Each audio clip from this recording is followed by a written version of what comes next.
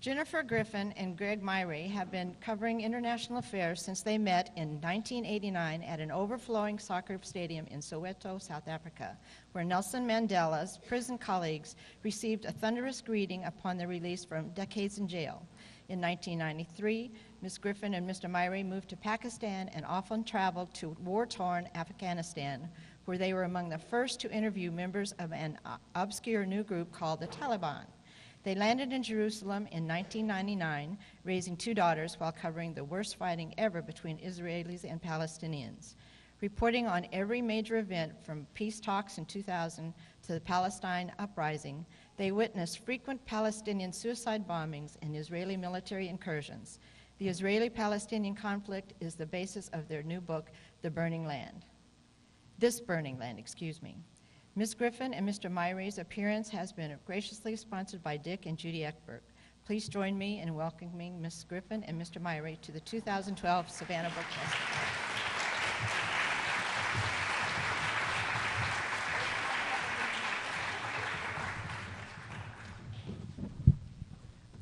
Thank you, Pat, for that wonderful introduction, and thank you to Dick and Judy Ekberg for sponsoring us, and to my sister Caitlin, who is a proud SCAD graduate and is the reason we know so much about Savannah, and to Mike and Norma Powers, who have also hosted some events for us while we've been here in town. It's true that Greg and I both work. I work for Fox News, and he worked for the New York Times and now works for National Public Radio. And we like to say, see, it's possible to have peace in the Middle East. Some people here have wanted to call us the Mary Matlin and James Carville of the Middle East. I think Greg has more hair. And a little more charm. Let's hope. I should explain to you how we got to Jerusalem.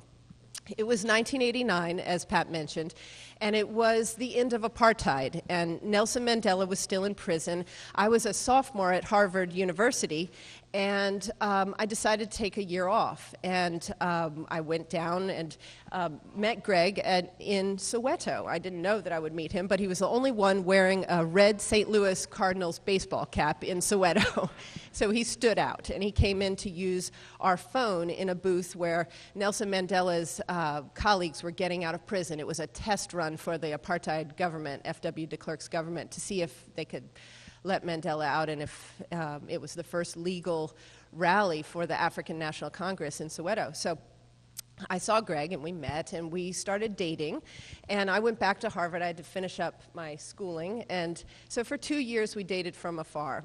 And finally, I moved down after graduating, and for graduation, my father had given me $1,000. It was a check that was supposed to last for the entire year. It was going to help me launch my career as a freelance journalist. And so I arrived in South Africa, and I didn't know what it was to be dating or married to a foreign correspondent. Greg was working for AP then. And he said to me, as I arrived on a Friday, he said, "Oh, I'm so glad you're here, but I am going to Somalia because there's a famine, and I don't know when I'll be back." And so I was a hot-headed young 22-year-old, and I stewed about it for about a week, and I took the money that my dad had given me, and I bought, Greg had already left for Mogadishu, and there was no communication at the time. You know, it wasn't like it is today where there are emails and cell phones. It wasn't easy to talk. There were $30 a minute satellite phones that I didn't know his number, and he didn't know that I was going to track him down. So I bought a ticket to Kenya because there weren't any flights into Mogadishu. There was so much gunfire in the streets of Mogadishu that planes weren't landing. There weren't any commercial flights. So I flew into Kenya and went to that little airport that, if you've ever been on a safari to Kenya, there's a little airport that they use for small planes out by Karen Blixen's house. And they had UNICEF flights on one side of the airport, and on the other side there were some planes that the khat runners, the drug dealers, were using to take khat, the drug narcotic that they chew in Somalia, into Mogadishu. And so I asked the UNICEF folks for a place on their flights. And they said, well, you're not really an accredited journalist. And so I tried to show them my Harvard ID, but it didn't get me very far. And they said, but you can go down to the other end of the airport, and the cot dealers, if you pay your weight in cot, they will fly you in. And so I was starting to do that, and then one of the UNICEF workers felt sorry for me, and he got me on the flight. And I landed in Mogadishu. We did a corkscrew landing with a plane because they were trying to avoid gunfire from the streets. And I found Greg at the UNICEF house and surprised him.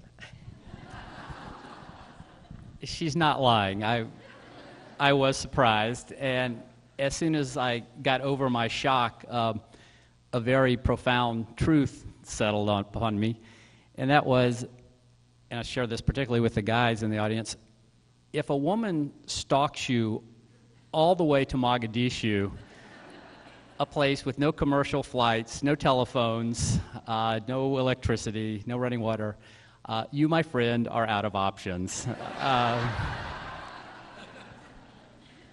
If she can find you there, she can find you anywhere. So I quickly embraced my fate and married Jennifer, and then took her to Afghanistan for our honeymoon. For which I have not forgiven him. Yes. We spent our honeymoon in Kabul. But this is how we got launched as being foreign correspondents and traveling around, and partly by choice, partly by serendipity. We enjoyed going places where great dramas were playing out. We got to see the final years of apartheid in South Africa. We got to be there the day that Nelson Mandela walked out of prison. We saw some very terrible wars in Africa, in Somalia, and Mozambique, and Angola. And then we went on to Afghanistan, or lived in Pakistan, but spent a lot of time in Afghanistan. We moved to Nicosia, Cyprus, and traveled all through the Arab world. We went to Moscow for 3 years, and then we got to Jerusalem. And there had been this pattern of covering conflicts and these dramas, and we get to Jerusalem sort of thinking that might continue on. But it's very important to remember, in 1999, it was very, very different in Jerusalem. It was quiet. For 3 years, there had been no major violence there. After the Cold War ended in 91, the Israelis and the Palestinians began talking to each other for the first time. They were meeting on an almost daily basis.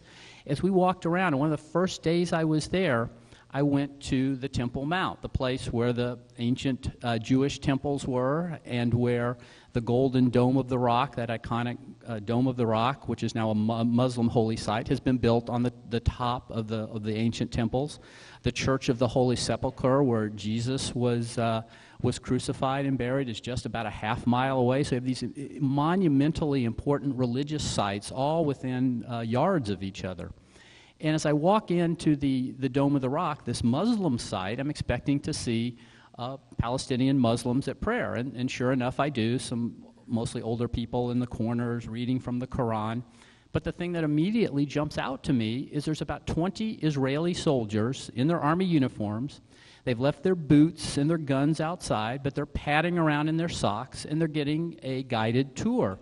It's sort of cultural sensitivity training. They're being taught about Islam. Yes, they're on top of the ruins of the holiest site in Judaism, but they're at a Muslim holy site that's been there for 1,300 years, and this was part of the atmosphere at the time. It was one of coexistence, learning to live together after decades of conflict.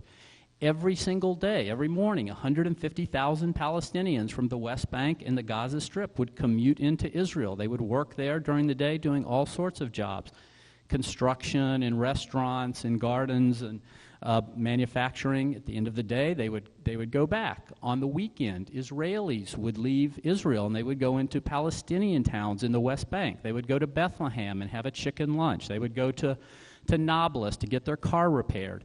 They would drive all the way across the West Bank to Jericho, where there was a casino, and they gambled day and night, 7 days a week. They would drive back home at midnight on a very isolated road through Palestinian territory without any fear of anything bad happening, because it was so safe at this time. So we got there and we're thinking, where is this great conflict that everybody's been talking about? Well, before we knew it, the conflict found us. And we, as Greg had mentioned, we had decided to start a family because this was the most peaceful capital that we had lived in for a long time. And I was pregnant with our first daughter, Annalise, and It was early months, and I was still having morning sickness, and I got a call from our bureau. It was September 28th, 2000. It was the day that Ariel Sharon decided to take that fateful walk onto the Temple Mount. And at that time, I got a call from my bureau chief.